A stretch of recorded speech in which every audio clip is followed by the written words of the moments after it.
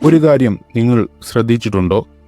വിമാനം അമേരിക്കയിൽ നിന്ന് ഏഷ്യയിലേക്ക് പോകുമ്പോൾ നേരെ പസഫിക് സമുദ്രം മുറിച്ച് പോകാറില്ല.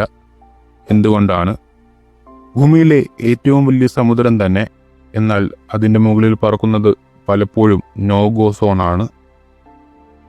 പസഫിക് സമുദ്രം 63 ദശലക്ഷം ചതുരശ്ര മൈൽ ഉണ്ട്. മൈലുകളോളം ഇടവിടാതെ വെള്ളം മാത്രം.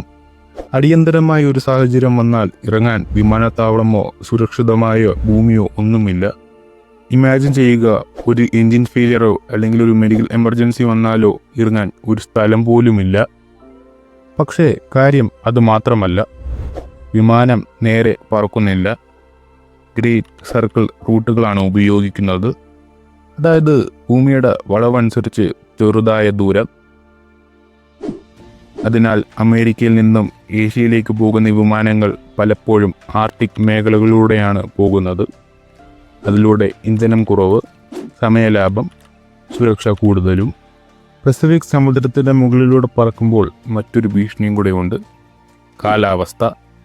ശക്തമായ ചുഴലിക്കാറ്റും ട്രോപ്പിക്കൽ സ്റ്റോംസും അൺപ്രഡിക്റ്റബിളായ വെതറും. സാറ്റലൈറ്റിന് പോലും ചിലപ്പോഴൊക്കെ പ്രവചിക്കാനാകില്ല. പൈലറ്റ്മാർക്ക് അത് വലിയൊരു തലവേദനയാണ്. അതിനാൽ അടുത്തു നിങ്ങൾ വിമാനത്തിൽ പോകുമ്പോൾ മാപ്പ് തുറന്നു നോക്കൂ. വിമാനം പസഫിക് ഒഴിവാക്കി വളഞ്ഞു പോകുന്നുണ്ടെങ്കിൽ അതൊരിക്കലും ഷോർട്ട് കട്ട് ഒഴിവാക്കൽ അല്ല, മറിച്ച് സുരക്ഷ, ശാസ്ത്രം, കാര്യക്ഷമത എല്ലാം കൂടി കണക്കാക്കിയ വലിയൊരു ഗണിതമാണ്.